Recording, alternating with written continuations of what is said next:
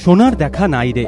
উত্তরপ্রদেশের উন্নায়ের ডড়িয়াখেরায় সোনার স্বপ্ন ভেঙে চুরমার। টানা 11 দিন খোঁড়াখুড়ি করে সোনার বদলে মিলল কিছু পেরেক। তাহলে এত খোঁড়াখুড়ি করে লাভটা কি হলো? এতে কি কেন্দ্রের ভূমিকা নিয়ে প্রশ্ন উঠে গেল না? মূল্যবৃদ্ধি থেকে 2G কয়লা, একের পর এক কেলেঙ্কারি। ইউপিএ 2 প্রথম থেকেই বেশ চাপে। এই পরিস্থিতিতে মাটি খুঁড়ে সোনা বের করেই কি সব সমস্যার সমাধানের স্বপ্ন দেখেছিল কেন্দ্রীয় সরকার? মাটির তলা থেকে 1000 টন সোনা দিয়েই কি দেশের অর্থনৈতিক হাল ফেরাতে চাইছিল তারা? দেশবাসীর খাদ্য সুরক্ষা নিশ্চিত করতে কি এখন কেন্দ্রের সোনার হরিণ দরকার? তাই কি সাধুর স্বপ্নে আশায় মন বেঁধেছিল তারা?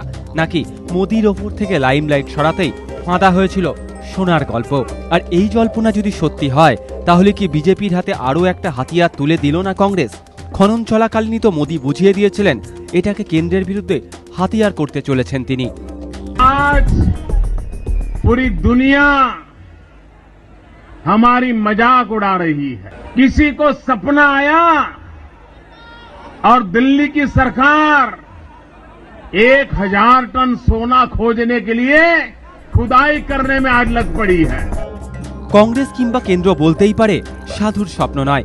জিএসআই এর রিপোর্ট অনুযায়ী প্রত্নতাত্ত্বিক নিদর্শনের সন্ধানেই খনন কাজ শুরু করেছিল আর্কিওলজিক্যাল সার্ভে অফ ইন্ডিয়া।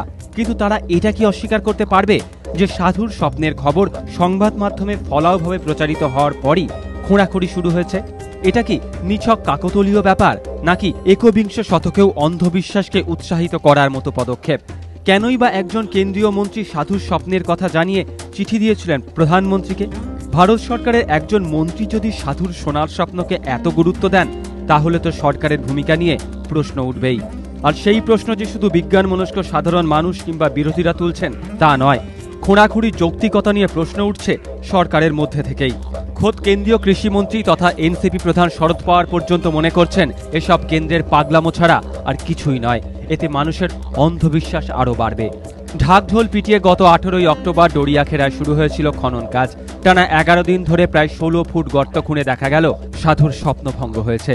মাটির তলায় 1000 টন সোনা তো দূরস্থ, 1 আনা সোনাও নেই। মাটি খুঁড়ে মিলল কিছু পেরেক আর ভাঙা মাটির বাসন।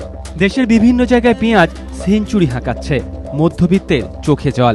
এই পরিস্থিতিতে ডড়িয়াখেরায় সোনার স্বপ্নে বিভোর কেন্দ্রীয় সরকারের ভূমিকা প্রশ্নের মুখে।